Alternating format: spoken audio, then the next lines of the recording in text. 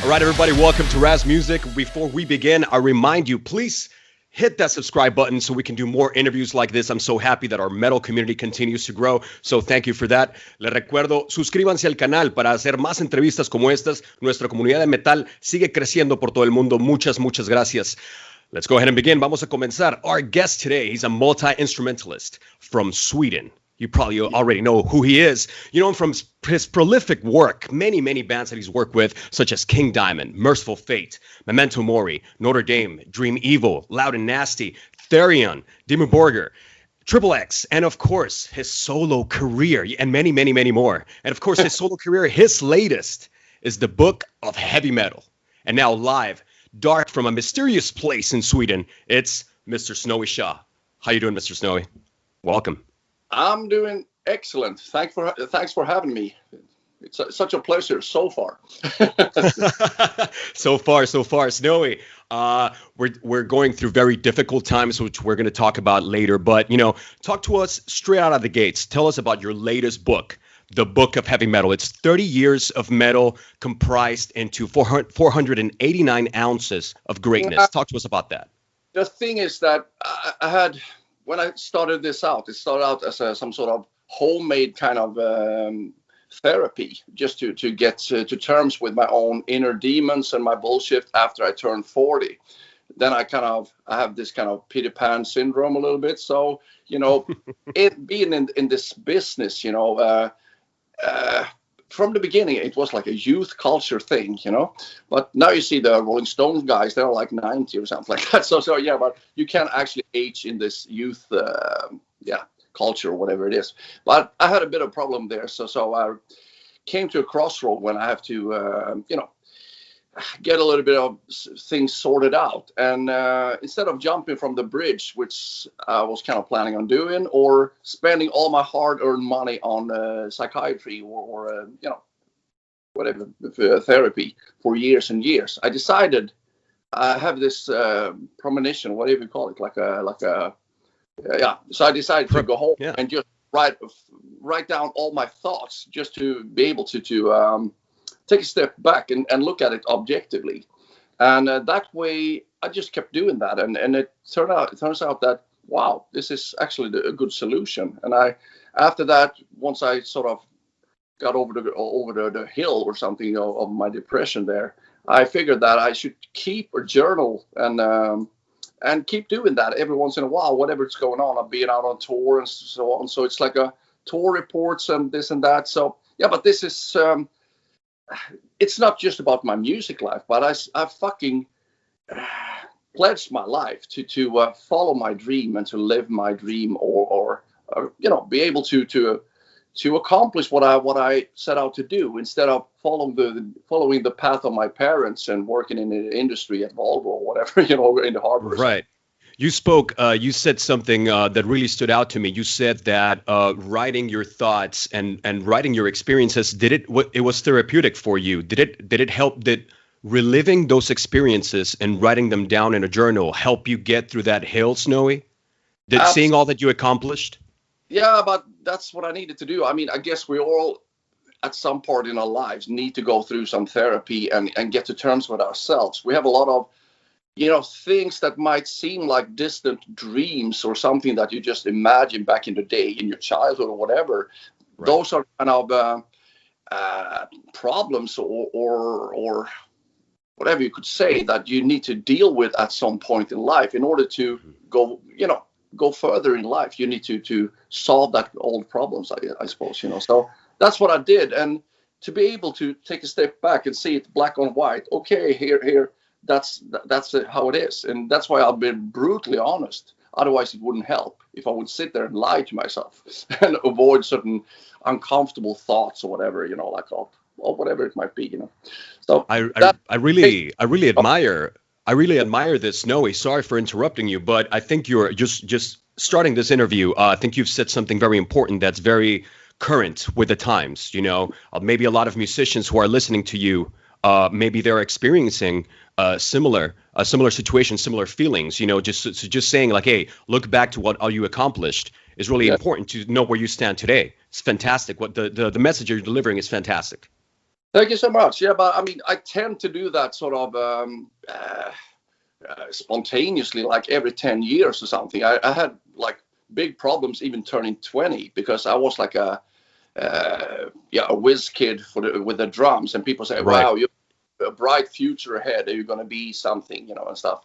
But I was like spending a lot of time, like with my slacker friends, and nothing happened. I tried to create my own bands and all that, and nothing happened. And when I was like 19, I got a little bit of inner stress, and what the fuck? Soon I'm not a teenager anymore. Something's got to happen now, and fucking soon. And so 20, 30, 40, and I turned 50 now, like the other year. And, but every 10 years, you have to sit down a little bit and stop instead of just rushing forward all the time and think of, okay, now I've been sort of running down this path. Has that led me any further or closer to my goal, or should I sort of modify my path from now on, or whatever I want to accomplish or do in life? Am I happy now? No. Who would have thought that would be receiving such insightful psychological help from Mr. Snowy Shaw?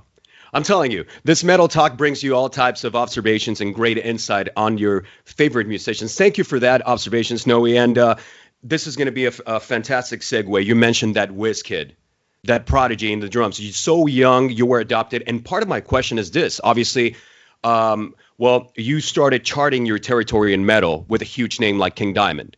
You put down that flag and you said, I'm here. I'm that whiz kid of the drums.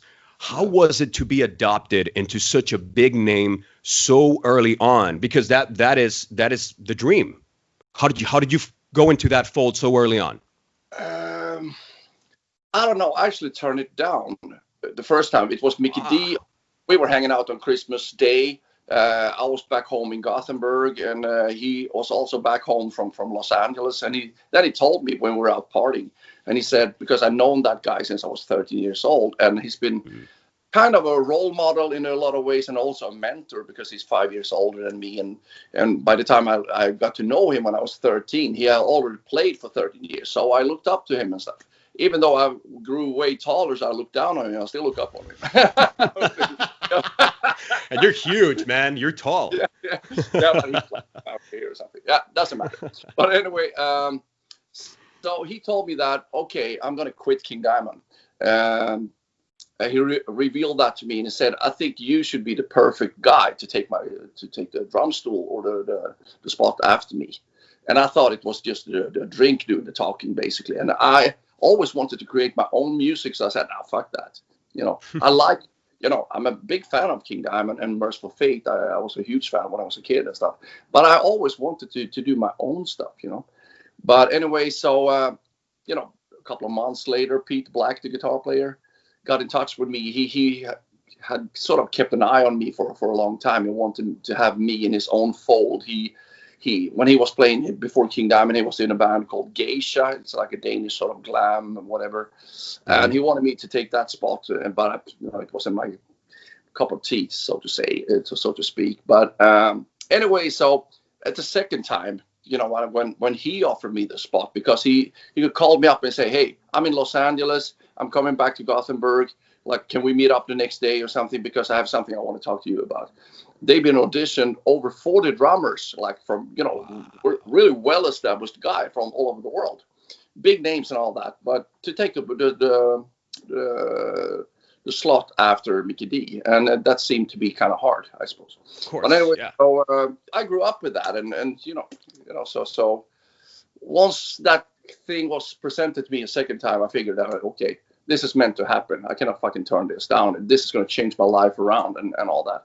And it certainly did. It was like let's say an overnight sensation or something. I flew to Los Angeles and we're hanging out. Like, it was a dream come true. I mean, it was really crazy. I mean, from one day to another, I was like recording this Sleepless Nights video, hanging out with these big blonde bimbos and what is this? Yeah. You had the dream starter to a career. A dream started to a career, Snowy. For the Conspiracy tour, we started out like for three and a half months in America alone, headlining. But that kind of horror show. I mean, I'm a huge Alice Cooper fan, for instance, and this is sort of the same thing, I guess, you know. So let's talk about that horror element that you mentioned, because truthfully, and I don't want to fast forward into your career, but I discovered you a bit later in your career, and one of the most appealing things to me was your style. I know that you brought it on stage with Therion, and I know that you brought a lot of, how can I say this, production, if you will, production value to the fold. My question is, did King Diamond really inspire that out of you? The clothing, all the extra elements that you bring into a band when you join the fold? I gotta say that for me to end up with King Diamond, I mean, it was the perfect thing, of course, because he. Right. But we have the same. I mean, despite he being 12 years older than me, I mean, we have the exact same influences, which is Alice Cooper, Kiss, Uriah Heep, and Brown and all that. So yeah, we kind of have the same influences and stuff. And for me, Kiss was such a turning point in my life when I discovered that, because I was like a nutcase for horror comics and horror films and superhero comics, Batman and all that. And then I was listening sort of casually to bands like Nazareth and Deep Purple and all that, Sweet, and I really liked that. But Kiss, wow, they looked the part. It was like superheroes, like the werewolf on drums and Batman on bass, like that. So it was like a combination, especially with the Kiss Destroyer, because it's so cinematic, and the production of Bob Ezrin is so much imagination. It's like listening to let's say a dark action movie or something like that. I mean, I keep saying that in every fucking interview I do, but that's sort of been the benchmark, and I still to this day have that as a sort of the formula that I want to accomplish myself, like the best combination of what you see and what you hear, because I've always been like that. I told the Therion guys when they hired me as a singer. And on the side of that, they also wanted me to design the stage props and you know, make a better presentation for the band in general, but also with stage clothes and photos and all that. To me, it's like that band, they do in some sort of symphonic, operatic, pompous metal and stuff. And to be on stage in a worn out Creator t-shirt and some jogging pants, that doesn't really match, I think. You know, if you go to the opera, you want to be presented for all your senses, what you hear, what you see, what you smell, all that. So I wanted to do it like take it a couple of notches up there, or a step further, I suppose, you know. And I think we accomplished to do that, because when we did that Gothic Kabbalah and started to tour on that throughout the whole year of 2007, it has never really looked or sounded better. It was the perfect band, I think, you know. 100% agreed. I think that album, the concept, the theme, obviously there's a theme that it follows through. Obviously, with the writing of Carlson, you guys had a lyric writer for this. Snowy, I bought the books. I bought this man's books because I was so intrigued by the topics that you guys presented, and I think it further hit on me because of the theatrics, of the stage presence, of the Katarina's and Laurie Lewis's acting, wow, you know, the lightnings right here. I wanted to get that tattoo for a long time, and I still want to be honest with you. I probably will after this interview. I swear.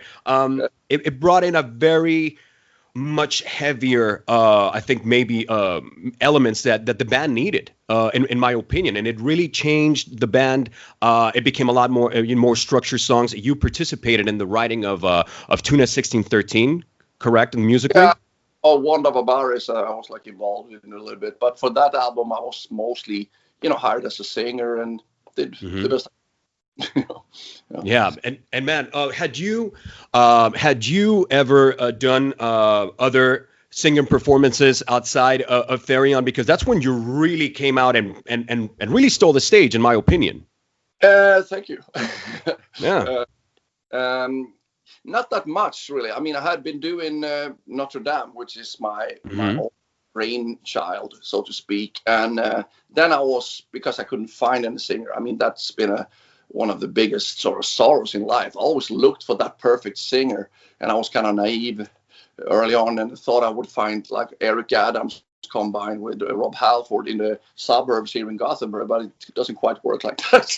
Right. So eventually I came to the point that fuck it, I have to do it myself, and and I just tried to do the best I could, really. And so I did that with Notre Dame, or Dame, if it's going to be French pronunciation. Anyway, so then I did, a bunch of shows and all that. And then I was playing bass and singing, or playing guitar and singing.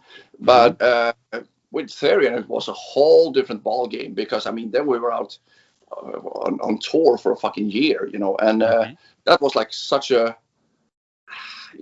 big thing happening for me, especially coming to South Latin America, where Therion were huge. It was almost like Beatlemania or something like that, and that was really, really cool. And I took to it like a fish, I should say. I loved to be sort of in the center. I mean, there's a kind of thing with drummers stepping forward, like Dave Grohl or Nick Anderson from Entombed, also in Helicopters, and a lot of Bon Scott was originally a drummer. Iggy Pop too. I mean, I guess we get tired of being in the background, I suppose. Yes. Yep. I don't know what it's Love that so tell anyway. me. So how did you join Therion? You explained to us it was as you took on the role of a designer, the role of a singer. There was I could tell there was a lot more Snowy Shaw influence in the fold, because obviously from Sirius B and Lemuria there was a huge change in stage presence and design and all that. So talk to us about how did they bring you into that fold? Was it Christopher that brought you in? And then furthermore, how was it to work with like the Neiman brothers and Peter Carlson and all the great band?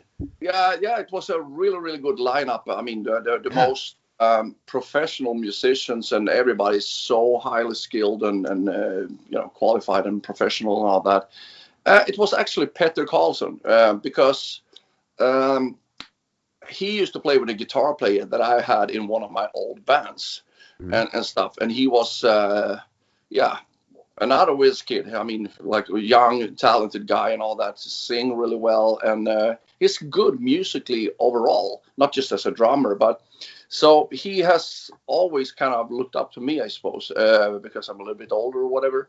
And he saw what I was doing also in terms of presentation and the whole concept, not just the music, but in lyrics, in stage props, in image, and in photos or whatever it is. So he thought it would be a perfect thing to bring me into the fold, to take Therion to the next step. And he also suggested that, okay, Snowy, he can also design all these props and be in charge of the presentation, which is what was certainly needed, I suppose. So certainly, so it was a big improvement, I think. So so he got in touch with me. He sent me that song Tuna, whatever it's called. But anyway, 1613. I just recorded that in my own home studio and sent it back, and then I got the job, and I went up to Stockholm to record my vocals for the album, and that's how it happened, really. Yeah. It was like listening to a demon who had just crawled out of hell. Like listening to those whales was just fantastic. It was very different, Snowy. It was very different because coming from that Therion who was very, orchestra, opera, to this, and especially with a song like Tuna, I think it was probably the one that really just caught me, because it was like a punch in the face. You know what I mean? It was very, very, very catchy. I have to ask you about this. Normally, I like to really go in depth about the bands that we all love. And obviously, we have a big South American following. And I have to ask you, the lineup changes of Therion. I think that from Sirius B and Lemuria up to maybe Gothic Kabbalah was the best lineup in value and obviously song-wise, etc. People might differ. People might think otherwise, of course. But how do you feel about the constant lineup changes of Therion? How do you feel about that? I think if you'd ask Christopher about that. He would say probably that a lot of revolving doors because people come and go, and it's an organism still growing, which is something that I highly respect. And instead of being stuck in something, okay, once we find a gold mine, we're going to stick to that and just keep dishing out albums and cashing in on that. And this keep evolving all the time, which is, I think it's very healthy and good. But like you say, I mean, people have different opinions. They might favorize, whatever you say, that particular area or era. I mean, Era. Yeah. But but I think, in my opinion, I think it was at its best for the Gothic Kabbalah. Even when Mats left the band, or was asked to leave the band, I don't know.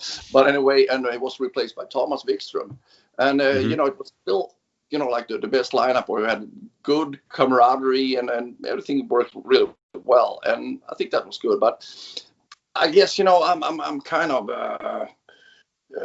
restless spirit or something like that. Because, I mean, over the years, I kind of, the interest started to wear off for me. And Sitra Ara, I wrote some couple of songs on that one. But I wasn't so pleased with that. And then there was the French album, and I certainly didn't like that. So, exactly. Yeah, for me, I just figured that I had to fucking move on, because to me, I mean, I got to say that I've been with so many bands and I quit them all because the first year seemed to be, wow, then I'm really excited about it. This is all new and inspirational and all that. But after a while, it gets sort of in a rut or the routine, and it becomes kind of boring. So I got to tell you this kind of a story. We were out on tour, and I was in Thessaloniki, Greece, and I think I was on stage, and I was standing there singing and looking at the stage floor, and then I wonder what that is. Is that lacquered birch, or is it maple, maybe, or something like that? And then it just crossed my mind that what the fuck is this? Do I have a secret desire to be a carpenter or but I just decided that I need to move on in life and get something else to do, because this is more or less like a job now, and I understand what you're saying. I think the interest started to wear off. Let me ask you something. I know that and the news in the metal world sometimes can be so vague. Obviously we have sources like Blabbermouth. You were featured there recently. I saw that. But back in a few years back, when all of this was kind of happening after Gothic Kabbalah, I believe after Sitra Ara, he had like some type of neck injury, correct? He had some type of surgery. Christopher, I noticed a decline. And I don't want to say the quality of Therion, but I noticed a decline after that. Do you think it's due to that? Was he going through some health problems, Christopher, that perhaps Therion was falling into a second plane, or you wouldn't assume as much? What do you think, Snowy? No, as far as I can see, it has nothing to do with this injury, really, because he fixed and stuff, and there's a lot of things going on behind the scene, of course, and how you run a band. I mean, Christopher is a good entrepreneur. I mean, to be in charge of the band, but I mean, it's ingredients. Let's say the musicians and the one contributing, writing and stuff is really, really important, and it keeps changing all the time. I mean, I just saw I played drums on the new album, like 22 songs, whatever. I mean, so anyway. But I mean, I'm not involved in the band anymore. This was like this thing. So it keeps changing, and he follows his heart and his own inner feeling or instinct or whatever, and that's fine. I mean, so I don't know really. I mean, I think Gothic Kabbalah was like, but I mean, my favorite album. I mean, we were performing so many songs from that era. What is it called? Secret of the Runes. Secret of the Runes, of course, yeah. Probably my favorite album. I mean, but things keep changing, but I don't think it has anything to do with this injury. So, man, what a nice Therion conversation. Go ahead. I'm sorry. Go ahead. I think music is kind of stale. I mean, even performances these days. I mean, you have backing tracks, you have choreography. I'm not talking about a specific band, but most bands. And it's like going to a musical or a fucking movie even or something like that, because people are just going through the motions, repeating what they did the last night. So it's got to be a sense of drama or spontaneity or something. I mean, so that is why I just want to wing it and do whatever comes to my mind or something like that. A little bit like that. It's got to be a little bit crazy. Otherwise, I mean, it gets too fucking boring, you know? Right. You start looking at the wood and looking at what the floor is made out of and all that shit. Snowy, let's talk about another band that you were involved with. So in around 2010, this was very interesting to me. Around 2010, you recorded, I hope I pronounce this correct, Abrahadabra, correct? Yeah. With Dimmu Borgir, correct? Big band, black metal band. Everybody knows this band. Abra had a bra. Abrahadabra. So Abra, I guess, was a girl somewhere. She had one bra only. No, never mind. Okay, anyway. Abrahadabra, it's close, I think. Yeah. Abrahadabra with Dimmu Borgir, of course. You played the bass and sang clean vocals on this album. There's a strange news piece that I found on blabbermouth.com, and I had to go back on the archives to find it once again because I wanted to make sure it existed, because I remember reading about this. It came out on August 27th, and it states that you joined Dimmu for one day, but then a day later on the 28th, there's another news piece that comes out from Christopher Johansson saying that you had rejoined Therion, therefore leaving Dimmu Borgir. Can you talk to us about this situation? What the hell happened, Snowy? What was that?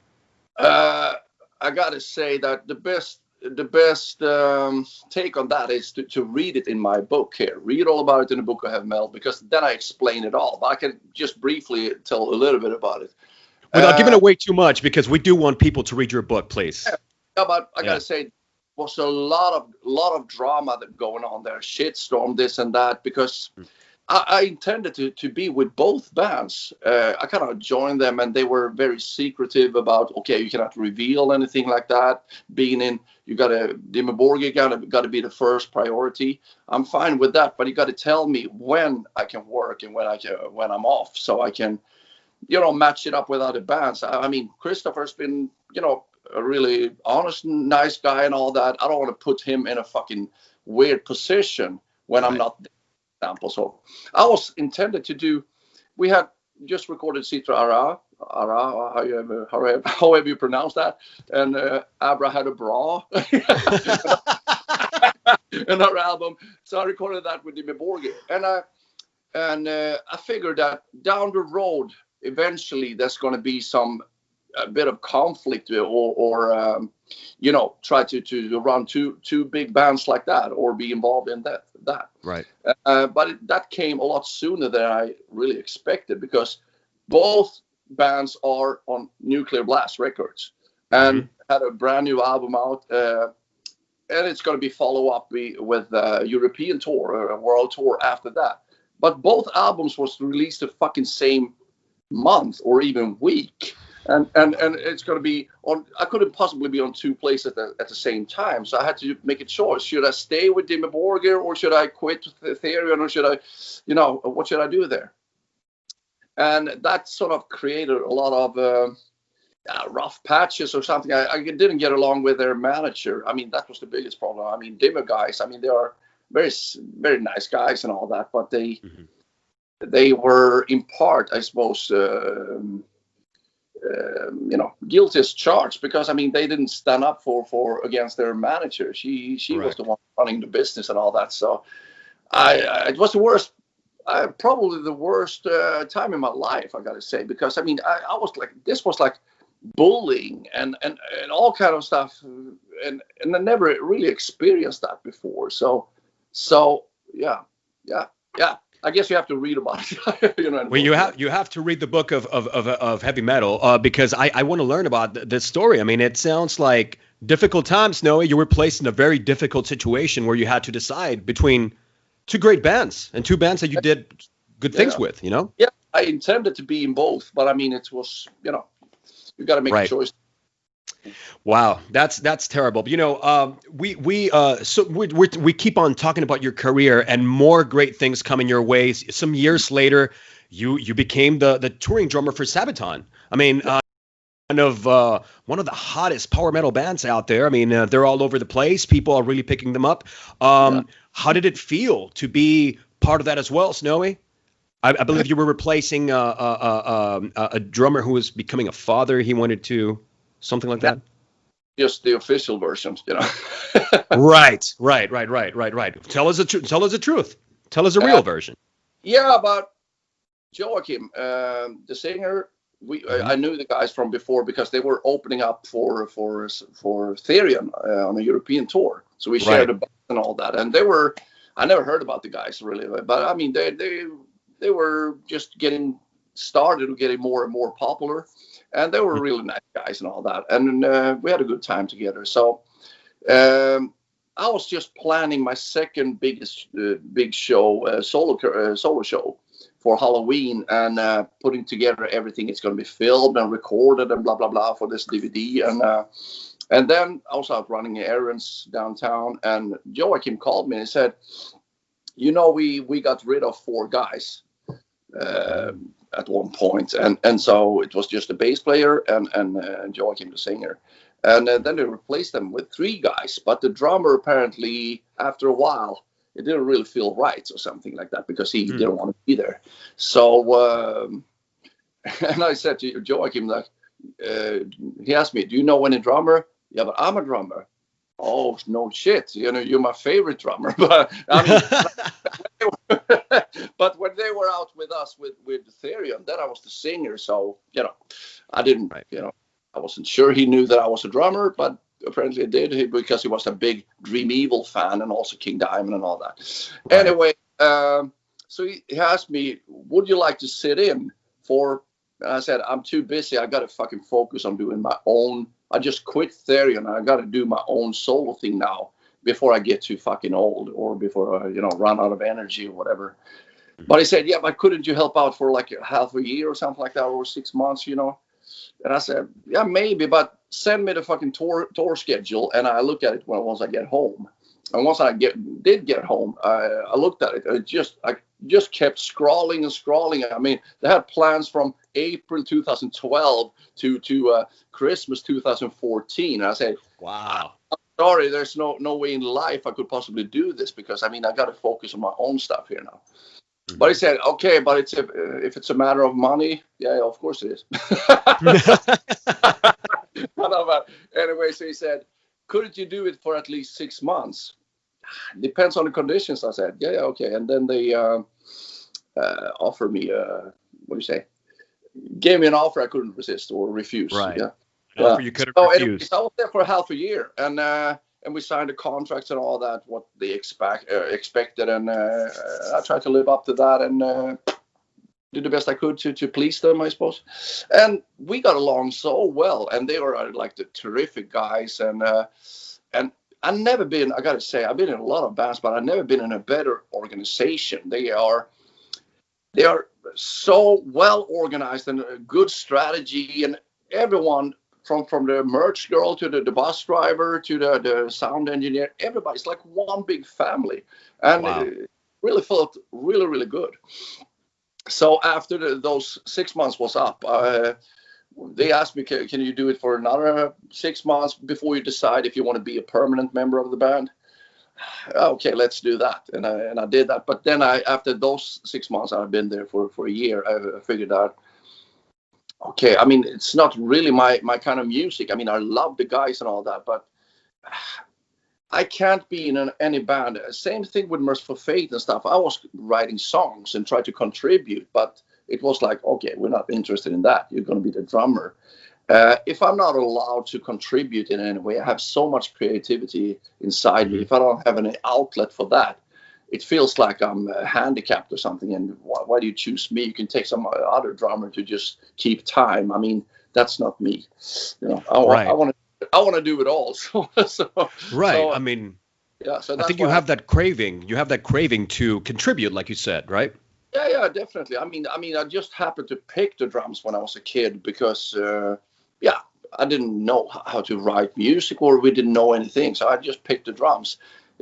After pretty shortly after that, I realized that maybe drums are not optimal if you want to be the band leader and write songs, stuff. Right. So I behind the drums and kind of hum the riffs to people,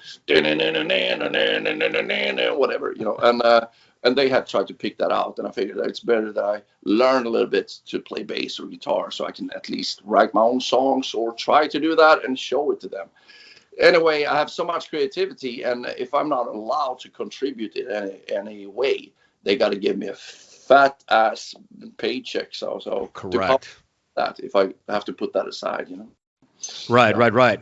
So talk to us, Noe. Obviously, let's fast forward into now. You've been working on your solo career. You obviously you released your book. What is in the horizon for you? What is next for Snowy Shaw, and what should we stay tuned out for, so that because obviously you're working on something new. You're always working on something new. What's going to be the latest for Snowy Shaw? I put out my album White is the New Black, which is like a compilation, I should say. I mean, it's my first solo record, so to speak. Right. My own name on it, at least. And that was in 2018, and it got like the astonishing reviews, like album of the year in like 5 countries or something like that. Wow. And I was planning on continuing, just making the rest of the albums, because this is a combination of different directions with different albums and stuff. Mm-hmm. But I sort of run into a rough patch in life, I suppose, or a personal level, whatever. And I wanted to finish writing the book and also publish that and all that. So that's basically what I've been doing. So just the other week, I started to pick up and sitting writing songs and singing and doing something creatively on my own, instead of recording drums or doing session vocals or whatever the fuck it is. So now, I mean, I was supposed to be out on tour this year, book signing event tour and stuff in Europe and America and stuff, but nothing of that happened, of course, because of the coronavirus and all. So now I sort of picked it up where I left off earlier on, and I've been so inspired and just been writing so much the last couple of weeks here. So I have my plans. I figured I should release one song every month starting from January. So, but I haven't even recorded it yet, so I better fucking hurry up. But I have tons of things, a lot of things to do, but I had to put that aside for the moment, because I need to concentrate on the book. And it's been so much with that. I mean, doing promotion and then publish it myself. It's self-published, and, to get it done. So, I mean, time is, you don't have there's a limit to that. I mean, so it's only. Of course. Yeah. So. Yeah. Yeah. You only have so much lifetime to really do all that you can do. But you know what? You are a true testament of what a true musician should be. You've seeked for your own opportunities. You've seeked for your solo career. You've been in so many bands. You've inspired so many musicians. I think I think this book, it's a wonderful celebration of everything that you've accomplished and how we began this interview. I just think that it's fantastic that you started with that. It's not all honey and milk. It's rough times. It's difficult times. It's struggling for being a musician. I gotta say that I obviously never written a book before, and I'm not gonna write another autobiography. But I mean, so I figured I spend a lot of time and try to do it as best as possible and live up to my standards, at least. I haven't read an awful lot of books either. So, but anyway. I'm getting really super good reviews on this, and one guy from Metal Rules, he has this section there where it's just about books, biographies, autobiographies, and so on. And just this year, he said he's been reading more than 80 books, and he said this is by far the best, and because it's so open-hearted and I'm so brutally honest and telling things how it is, my own flaws or failures, mistakes, or whatever it is. So that should be the benchmark for how to write an autobiography, instead of all glitz and glamour and all this sex, drugs, and rock and roll. I mean, since The Dirt was put out like 15 years or something like that, it's been the kind of, wow, that's the model. You should write about like all that fancy life. You came from a broken home and then you moved to Beverly Hills and doing drugs. I don't know. So I'm telling my story. So that's how it is, you know. You're but right. I tell a lot of the things in the industry. I mean, what you see on the surface, the truth and the reality of things behind the scenes, it might be completely different, you know. So, and I've come to the conclusion that I spent my life chasing rainbows in order to find some sort of inner peace or something like that, and I'm not sure I'm capable of being happy or content. Well, you've been going hard for so long, and you won more and more, and you continue to stay hungry. So maybe that's your problem, Snowy. You're too hungry, my friend. Yeah, but I mean, just look at it now. I mean, we have this sort of forced pause upon the whole business. Yeah, and I have a lot of colleagues. I've been sort of discussing this with them lately, because they say, "Oh, I can't wait for this fucking pandemic bullshit to blow over and everything go back to normal." What do you mean normal? I mean, 2019. I mean, records don't sell anymore. I mean, it's really, really difficult to earn money from music nowadays. I mean, so what do you mean? Do you think it's going to take a jump back to 1988 or what?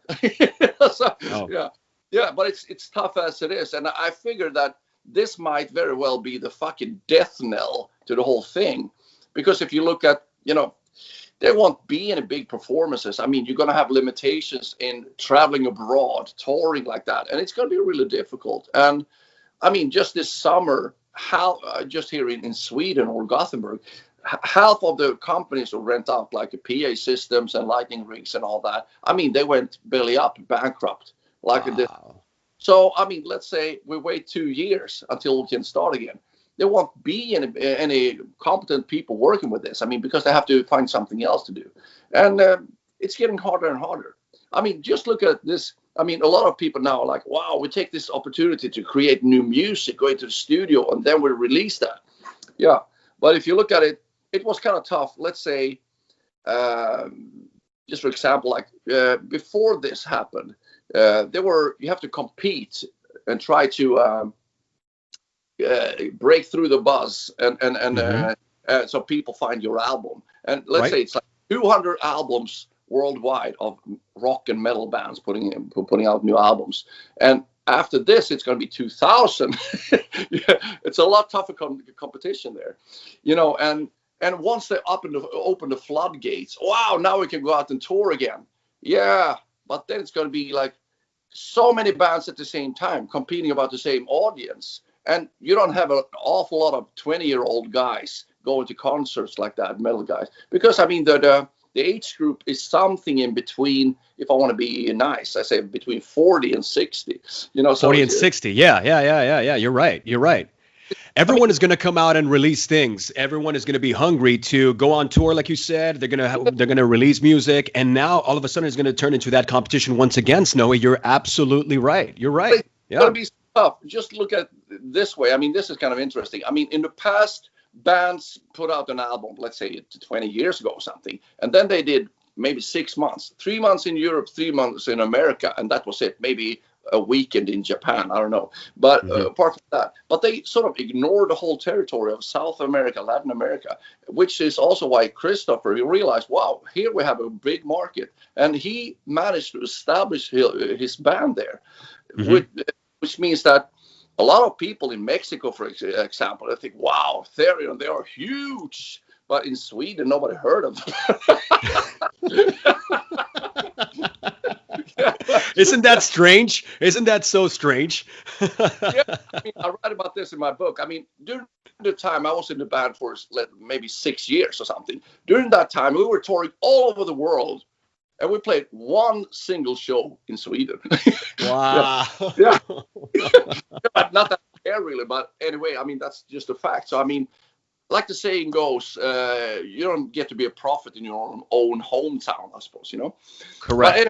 what I'm getting at is that once bands start realizing that they don't sell a lot of records anymore, or merchandise, they have to be out touring like 250 days per year instead of just like 6 months or every 3 years or something. So anyway, they found South America, and then everybody were going down there, to and have a whole new territory, which meant that it's a lot harder competition. You're competing about the same audience, so it's getting harder for Therion, for example, and right. So and it's going to be even worse or more extreme nowadays, because in the past, let's say it was like a little bit of, okay, that band is in the studio now and that band is out touring, so and then they do festivals during the summertime. But now it's like, okay, they open the floodgates and all bands going to come out at the same time and compete about the same audience. It's not like people, wow, now I can go to 6 concerts every week. You don't have money for that. It's not going to happen. Yeah, it's not going to happen. We're going to be facing a very complex time for metal, as you say. And I guess the scariest part, Snowy, as you said, is first of all the consideration of the crews that are out there working show by show. I mean, they don't have a job right now. They're probably finding other things to do, and that's terrifying to everybody. But another thing is that we might lose a lot of musicians to this terrible pandemic that, again, might find other sources of income, right? And might say, I'm just going to give up music. It's such a terrible thing, man. Terrible thing. Yeah, it is. It is. Yeah. It truly is. A lot of those older bands, too, I mean, they might not even have a year more. I mean, a lot of people are dropping like flies now. Ken Hensley, one of my big heroes. I mean, he just died. He was supposed to be a guest on my next album here, to do some play keyboards and stuff like that. But then he died, and a lot of them are passing along now, or So yeah, I don't know what's going to happen, but we'll see. We'll see. Snowy, you started this interview with some really, really beautiful words of advice. In a sentence, what would you tell your fellow musicians during these times?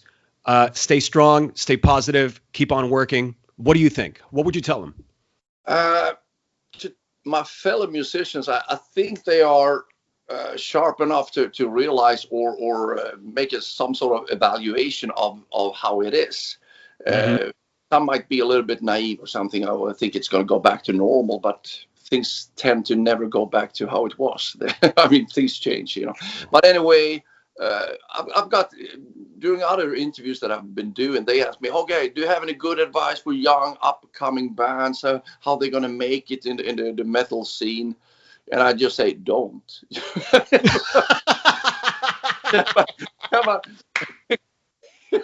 Yeah, but true, just don't. Yeah, but no, but of course you can do it, but do it for the right reasons. Do it because you love that, not because I want to get validation or get a lot of girls or that kind of rock and roll fantasy, because those days are gone. I mean, you got to do it for the right reasons. You can hang out with your buddies in your garage playing rock music, but do what you like, not try to please other people. Do whatever the fuck you want, because you're not getting paid anyway. Just the other day I had this interview posted, and they used as a headline, "Why be a prostitute if you're not even getting paid?" Because apparently that's something I said. Yeah, but I saw that. For my sake, I mean, I'm doing exactly what I want, and if other likes that, I mean, I'm over the moon with happiness. Right. Yeah, but I'm not going to sit there and try to calculate what is it that's popular now. Well, yeah, a lot of people, they play it F sharp. That's very popular now, or that tempo, or blah, blah, blah, whatever the fuck it is. Right. I'm not going to do that. I mean, I'm doing it for my own sake. I mean, it's like a mental masturbation or something like that. So do it for yourself. Do it for yourself. That'll be something. Yeah. Do it for yourself. Mentally masturbate. That's something that you have to tell everyone. I don't think there's a lot of... this kind of illusion, this rock star illusion kind of thing. I mean, those days are gone. It's not the fucking 80s anymore, Right. Agreed. I agree. Yeah. Hey, Snowy. Well, with this in mind, we're going to go ahead and jump to my favorite section on the show, which is called Fan Questions. Okay. Which is where like everybody on Facebook and Instagram goes ahead and comments on the picture that we uploaded and ask things that they've always wanted to ask you. So without any further delay, let's go ahead and jump on that. Yeah. So first we have, I really like this question, Snowy, and I think you've somewhat answered it as we've spoken. But Derek Flores from the USA, he asks, as someone who's made a career out of being a guy in multiple bands, as opposed to one band, do you find it frustrating to not have a proper camp, or do you enjoy jumping from ship to ship? How do you feel about that? A proper camp. It feels like I'm kind of like a lone wolf. Lone wolf, yeah. Yeah, but that's just my fate, I suppose. Instead of having the stability of being in a family. I mean, I kind of had a little bit of second thoughts about that when I was in Sabaton. Why should I give up this family? Because I feel it's so nice, the camaraderie and all that. But maybe that's not answering the question. I mean, but yeah, what can I say? I'm a one-man army, or a loner. You're a one-man show. Fabric or whatever you call that. But I mean, I just got to do this. I mean, it would be so much more comfortable for me to just sustain or maintain in King Diamond or whatever it might be, and be among friends and all that. But I mean, I'm not in this business to make friends, so right. Or to have it comfortable. I mean, I just got to follow my inner instinct and try to achieve what I want, and that is to create music, basically. I mean, right. Yeah. Or my own little worlds, as I sometimes say. I mean, my record company, for instance, it's called Wonder World. It's like a fantasy land, sort of like. Yeah, I mean, so that's what I'm going at, Understood. So our next question is from Carlos Guash from the Czech Republic. He asks, do you listen to new music, or do you generally stick to what you already know? If you do listen to new stuff, any up-and-coming bands that you would recommend, and why? I got to say that I'm a terrible consumer. I pretty much... I got to say that... How can I put this? I pretty much gave up on new music like 35 years ago. Yeah. Mm-hmm. I was like really into the metal scene early on in the 80s, and everything turned into hair metal, Americanized, commercialized, MTV-based, radio-friendly, blah, blah, blah. And I fucking this. And that is also why Manowar became so important to me, because they say death to false metal and all that. But then they jumped ship or that's what So I pretty much gave that up, trying to find contemporary music that I liked, because everything was like so by the book or commercialized or something. So I went back and discovered a lot of bands that I kind of missed because I was too young in the 70s. Like Uriah Heep, for instance. I mean, they became my favorite band, and also Alice Cooper, the 70s stuff, and Arthur Brown and all that. And from that point on, I never really picked up. I mean, every once in a while you stumble into something like, wow, Entombed, I like that band, or this was cool. But I kept, I stopped searching. I didn't care about being updated, whatever's going on, because I mean, like Michael Schenker said, they asked him about what influences do you have on as a guitar player, and he said, I was like a sponge and just copy and stole from everyone, like Eric Clapton or Jimi Hendrix or Jimmy Page or whoever, up until the point that when I was 17, then I have sort of got the hang of it and got my head around it. And then I from that point on, I developed my own style. And I got to say that's I can see some relation there. I mean, same thing with me, but as a drummer. I don't give a shit what other people do. I don't care. I mean, I have my Vinny Appice or Mick Tucker from Sweet and those guys. I mean, they are my influences. And from that, once I learned the foundation, the basics of it, then it's what's music or what's possible doing. Then you can develop from there on. And same thing with songwriting and all that. I mean, as long as you understand the basics. I mean, the sky's the limit. So I don't compare myself to other people really. I mean, I'm just doing my shit really. I was doing in the studio, for instance, for example. I mean, and Fredman, he was saying, "Oh, but this is not industry standard." What do you mean? Should I write that down? I don't give a fuck about that. I mean, I'm doing my, yeah. You're doing your own thing. You do what you want, and that's how it's supposed to be. Yeah, I think so. I mean, I don't consider myself being a provider. Okay, I should provide this kind of music to an expected audience. I don't know what audience I have. I've been with so many different bands, everything from glam rock to black metal and doom and everything in between. So which should I try to please? It's easier if I please myself,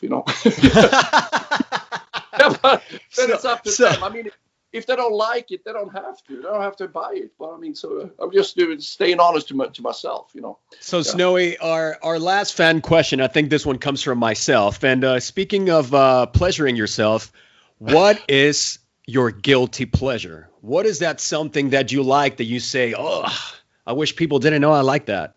What is that? I can't say.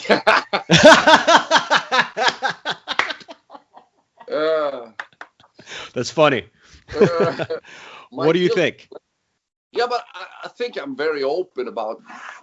Yeah, it's a hard question for you since you're so open about everything. You don't feel guilty about anything. No, but for instance, you could say this about the two. I like that. Sort of like a statement, and it's a fun thing. It would be too obvious for me to have Kiss, and and I think this is so ridiculous to do that kind of thing. So, but I like ABBA. I mean, I suppose that, like in certain bands, I mean, people would say, "Oh, that's a guilty pleasure," but I don't give a shit. I listen to Simon and Garfunkel and whatever, and I don't have that kind of thing. I think it's group affiliation. Is that the right word? Affiliation, or herd mentality that you got to fit into a certain genre or something. That is very important when you're 14 years old. But I'm not 14 years old, and I don't give a shit. I listen to good music. The only distinction that I make is like between good music and bad music. So I listen to everything, and I've noticed that when I write songs, like it's very super rarely that someone say, "Wow, that sounds like Testament." Well, that's just a coincidence. I never really listened to the band, But it's like, dun, dun, dun, dun, dun, dun, dun, dun, dun, dun, dun. Oh fuck, that's the Pink Panther, Okay. But mostly it's like I have those kind of influences from like, let's say, musical or film score or movies like that. I mean, or James Bond or whatever it is. I mean, so I have like different influences, I suppose. And that is also what makes hopefully my music a little bit original, because I mean, I don't steal or pick or choose from other people, like that. But okay, guilty pleasure. I mean, I don't know what my guilty pleasures are. I don't want to go into sexual stuff here. No, I think like you said, it makes perfect sense to say that Snowy Shaw does not have a guilty pleasure because he is himself. It's a very valid answer. Very valid answer. Yeah. Snowy, I want to thank you for having such a magnificent metal talk with me, with us, with all your metal fans from all over the world. Make sure that you pick up the Book of Heavy Metal right now. Visit snowyshaw.net. Talk to us, Snowy. How can we stay closer to you? Can we follow you on Facebook, Instagram? Oh, look at that. Yeah. I don't know. I can't see now, but yeah. Yeah, it's focusing there. It's almost focusing. Okay. Put it in your there it is. That is the Book of Heavy Metal. Make sure you get it. Where can we purchase that? snowyshaw.net? Exactly. Or for the Americans, I suppose, it's steelcartel.com/snowyshaw. Okay. And also, I mean, you better hurry up because now it's Black Friday after all, and all. So we have good offers. You get a CD, also signed and dedicated in your name, wow, included. And this is just during this weekend. So, okay. So you better hurry. I mean, I thought I had a lot of following in, Latin America, South America and stuff. But I mean, I guess it is because it costs too much. I mean, shipping or whatever. Because I mean, or maybe they want to read Spanish. I don't know. But I mean, so and it's very easy to understand though. So a lot of people should pick that up. But I expected more buyers from South America. But Let's get the word out. Let's get the word out. Log on to snowyshaw.net to buy your book. Can you get it shipped to South America, Snowy? Definitely, yeah. All over the world, and you will also get it personalized to your name. Yeah, dedicated in your name. Yeah, personalized. Yeah. So that's wonderful. Yeah. Wonderful. Where can we follow you? You have Instagram, Facebook, obviously YouTube, all that. Yeah, but I have my own YouTube channel, and I'm on Spotify, I'm on Instagram, I'm on Facebook. I have a lot of different pages there, but yeah, official page, of course. So please follow me there. I need closer contact with you guys, or not you guys, but Snowy. Thank you so much for this amazing metal talk. Stay metal, and we hope to see you down the road very, very soon.